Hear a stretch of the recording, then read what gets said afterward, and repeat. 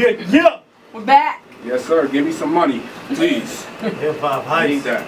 A lot of money just walked into the building. Yeah, a lot of money. A lot of money just walked into the building. All right, I want to read a little something before we introduce our guests. Okay. Here's to strong women. May we know them, may we be them, may we raise them. That's right. So that's why we have in here the hottest chick in Philly. She's been stamped the hottest chick in Philly by Meek Mills. Her name is Talia Smith, best known as Lee Mazin. What's up? Dang. What's up? I'm excited to be here. All right, looking good today, too. Looking good on that SEPTA bus. Tell us about that. I was actually shocked myself because I wasn't expecting it. Somebody tweeted it to me, and then my cousin was calling me all day, but I was kind of, you know. Oh, you haven't seen it yet? No, I actually didn't see it in person. I Okay, saw the picture. bus stop picture, but I didn't see the one on the actual SEPTA bus. It's two of them, so. Yes, you know how long the SEPTA bus is. So I was excited. I was hyped. I can't wait to actually see it. But I've been getting pictures and stuff all day. So. Wow, that's what's up. So you never even seen it. You just been hearing about it. I guess it went up last night because I started getting the pictures and everything today. Now, what was that for? Was that the little? Just me as an artist. As an artist? I got a little situation with Fam Juice. I don't know if y'all familiar with that. Right. It's at every mom and pop store around the tri-state. They support my movement. Okay. And it's actually powered through them. But Right, it's to promote, you know, just me as an artist. That's what's up, man. We definitely getting a lot of promotion with that. Yeah. Sure. So talk to us about your versatile style. Well, You know, and that you write, not only your own, but for others. Yeah. Girl. That's actually how I started off. When I first started doing music, I actually was like really confused as to what I wanted to talk about. So when I first started, I got books to this day, like notebooks full of material. Book of rhymes. Yeah, but as I'm reading them, I'm like, nobody want to hear this. They want to hear a girl talk about, you know, sexual stuff. Right, so right. I was so confused. I'm like, dang, but that's not what I want to talk about. So Right. the first cipher that I ever did was the Sneaker Villa cipher with two other female artists. And when I did that cipher, they was a little bit younger than me at the time. So I'm giving off all these bars that I'm thinking that everybody want to hear. Right. And when I look back at the cipher, I'm like, that ain't me. That ain't what I want nobody to see me as. That don't even feel right. So you figured it out. And I'm like, just be real, just be you. And once I did that, I went like, so I'm like, all right, no, every girl don't gotta do this. She don't gotta paint that picture. I'ma just be myself. And once I did that, that's when I really fell in love with music. So let's branch off of there. What role do you think you play in these young females' lives right now? Especially in Philly. When my niece told me I was a role model, I changed everything. Oh, Like, right. how I move, what I put on the internet, how I talk. And it didn't just stop with her. I had kids literally, and this is when I just first started rhyming. I'm probably like 5 months into doing what I do, and I got kids running up to me like, can I have an autograph? I look up to you, I saw how you came up, you came from the same streets we came from, and it just was like, wow, I never really had a role model. My mom and my aunt was my role models. As they should be. But once I realized that I was somebody else's role model and that I was still around them, like I'm still based in Philadelphia, so I still get to have events and tech into these kids' life and really make an impact on them. Not just for somebody that they can look up to, but they actually can reach out to me. And we do little events like the back to school events, the back to school jams. Last year we did a Easter event. We did free curls for cooking little Easter girls, and we did like an Easter egg hunt. All the little girls came and got to hear them for free. Oh, that's nice. And it's just like to be able to really be hands-on with them and not just have them look at you on TV or on YouTube or hear you on the radio, but for them to be able to meet you and really conversate with you and tell you their story and I can tell them mine, that means 10 times more. So once I realized I was somebody's role model, I cleaned my everything. That's great because they're listening, they're watching, and that's Mimicking. important. Yeah. So listen, I try to friend you on Facebook, but you have over 5,000 friends, so that's not happening. I mean, what's up? Can you open up another account for you? What are we gonna do? I just was talking to my management about that, but it's crazy because I had 5,000 followers before I even started music. Like before I was even Lee Mazin, when I did my first year of college, I had 5,000. Facebook got to change that. That's like that's way too. Yeah. That's low. That's low. Yeah. So on Twitter, what is it on Twitter? We'll let you give us that number. It's high though, girl. Whatever. You can't count. Let me ask you this though, right? You're with the Dream Chaser situation right now. Were there any other deals on the table before that? Yeah, it was a few. It's even still some now. That's. Oh, wow. But That's right. I felt like at the time when Meek reached out, I kept bumping into him, and I knew Meek before I started doing music. But once I started flowing, it was just me and my manager, and that's who's in here with me right now. Right. And I hear you reference her a lot in your song. That's what's up. It just was me and her, and it was like, for real, when we both started, neither one of us really knew what we was doing, but we had that grind and we had the ambition to just do it and just go. And I kept bumping into Meek, like out of state, everywhere. He like, yo, you doing what all these rappers that want my position right now, you doing what they supposed to be doing. Like, wow. you at these events that nobody know who you is, but you here making sure they know who you is when they leave. That's what I'm And talking it was about, like- man. People don't understand that. And he They like, don't understand I that. respect your grind. Well, you remind me of myself when I was coming up on my DVD days. Yeah. Right. He said, when we get back to the city, I got something for you. We was in Atlanta when he's saying this. And the day of Powerhouse, and it's weird because I messed my leg up like a week before Powerhouse, so I got a mean limp with me. He called me the day of Powerhouse, like literally 2 hours before the show starts. So I'm getting dressed, and he called me like, Lee, you ready? I'm like, huh? Ready for what? He like, yeah, don't tell nobody, let it be a surprise, but I'm gonna bring you out at Powerhouse and let everybody know, I'm starting this Dream Chasers movement. I want you to be the first lady.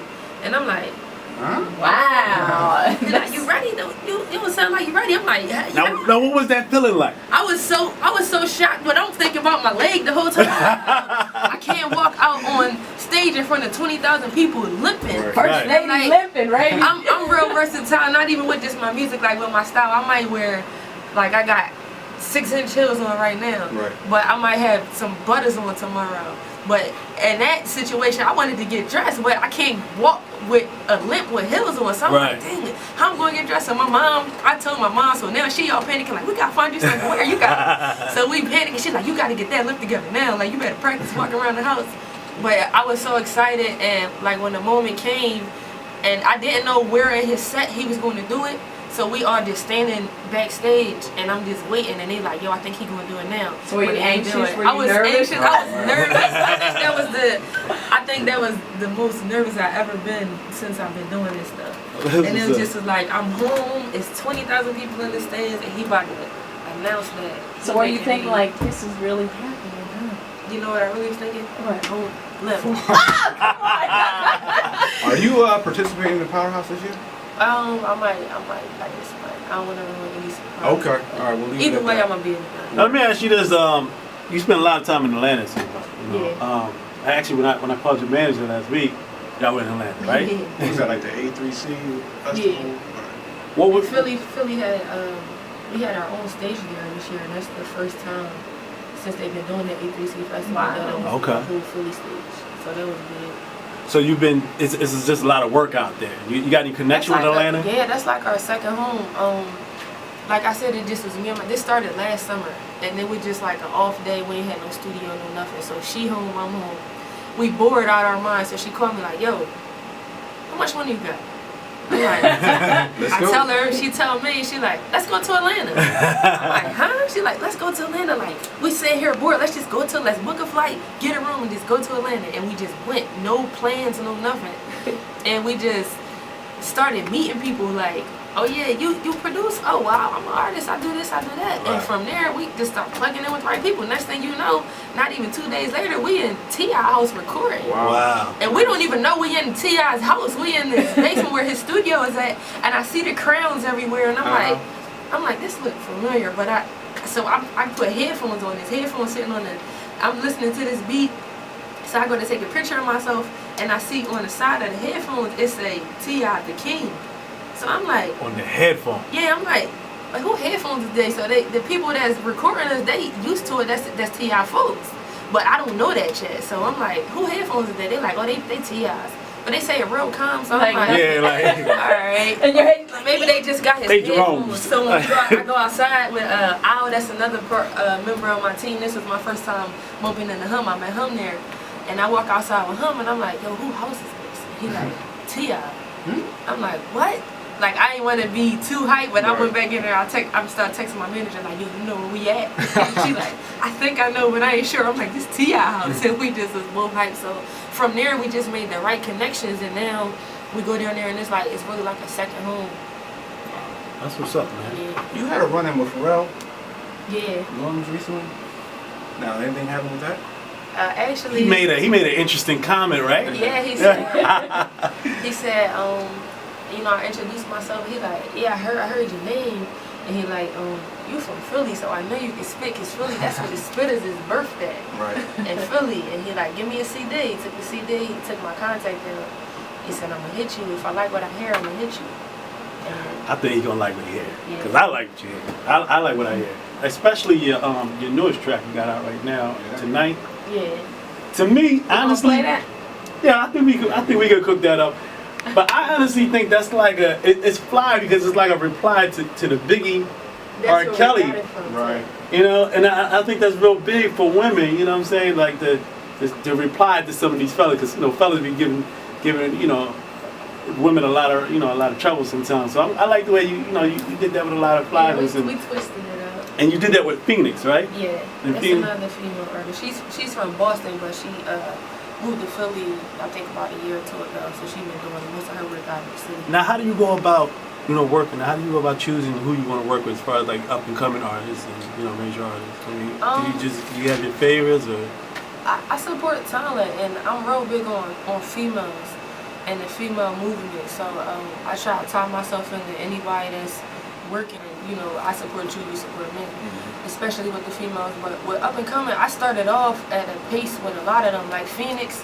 I had another artist on an old track of mine, and I had to take her off for specific reasons, and I didn't even know Phoenix. Somebody recommended her to me, and when they called her up, she came like on the spot, knocked the track out, and from there we build a relationship. Like, I'm big on relationships.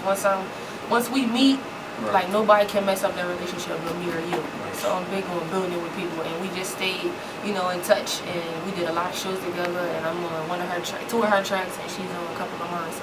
Well, Lee, I have a recommendation. I'm telling you this right now. Out here in this area right here, this is the Chester area. This is Norman College. There's somebody who's big out here, female. I don't know if you heard of it, T. Kane. And a lot of people have been pushing for. They want to see Lee and T. Kane on the track together. I actually watch her like chew somebody alive. She's dope. We actually met a couple times. Oh yeah. Yeah, we met at a few events. It was a while back, maybe like a year ago.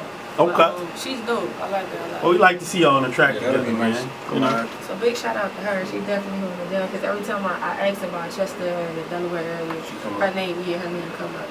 And you feel like you got a lot to prove being the only female artist on the label? Of course, that's with anything. But once you gain that level of respect, it's like you just can't lose it. Right.